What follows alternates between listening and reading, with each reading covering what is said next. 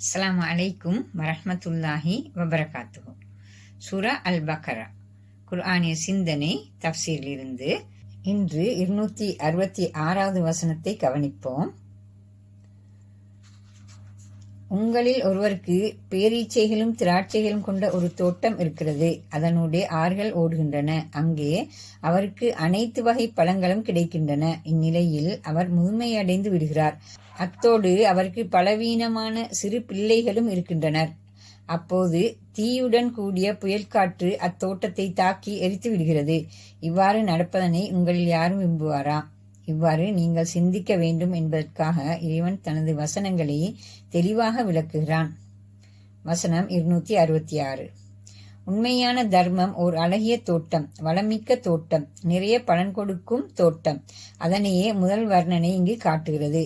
அத்தோட்டத்தை வளர்த்து எழுப்பியவருக்கு வயதாகிவிட்டது. பலவீனமான சிறு பிள்ளைகளும் அவருக்கு இருக்கிறார்கள்.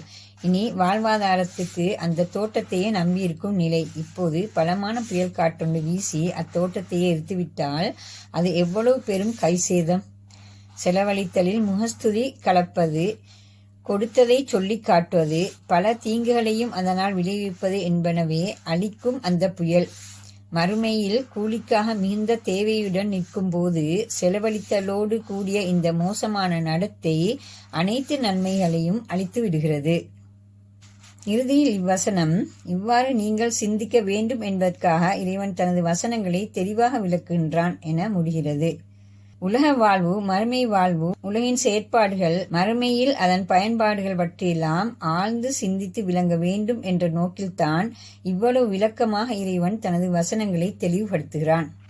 இதுவரை தர்மம் பற்றி விளக்கிய அனைத்து வசனங்களும் ஒரே போக்கை கொண்டிருந்தமை அவதானிக்கத்தக்கது. 7 கதிர்களை முளைக்கச் செய்த ஒரு தானிய விதை, பாறாங்கல், அதன் மேல் படிந்திருந்த மண்படை, அதன் மீது பொழிந்த பெருமழை, குன்றின் மேலிருந்த தோட்டம், பேரீச்சம், திராட்சை போன்ற பழங்கள் நிறைந்த தோட்டம். இவ்வாறு ஒரு விவசாய சூழலை இந்த உவமைகள் தருகின்றன.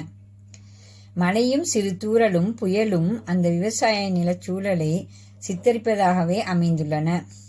மனித உள்ளம் நிலம், உள்ளத்தில் வரும் நட்பண்புகள், நிலத்தில் முளைக்கும் நல்ல பயிர்கள், தாவரங்கள். இவ்வாறு ஒரு ஆழ்ந்த தொடர்பில் காட்சிகளை ஒரு பொருத்தப்பாட்டுடன் சொல்லி வந்தன அல் குர்ஆனின் அழகிய வசனங்கள். இது அல் குர்ஆனின் மிக அழகிய வர்ணனை ஒழுங்காகும். சிந்தனைகளையும் கருத்துக்களையும் ஓர் உருவக ஸ்தூல வடிவில் தந்த அல் குர்ஆனின் சொல் வசன அழகு இது. தர்மம் செய்தலின் ஒழுக்கங்களையும் அதன் பயன்பாடுகளையும் இதுவரையான வசனங்கள் விளக்கி வந்தன. அடுத்து வரும் வசனங்கள் தர்மம் செய்யப்படும் செல்வங்களின் தரம் பற்றியும் செலவழிக்கும் முறை பற்றியும் விளக்குகின்றன.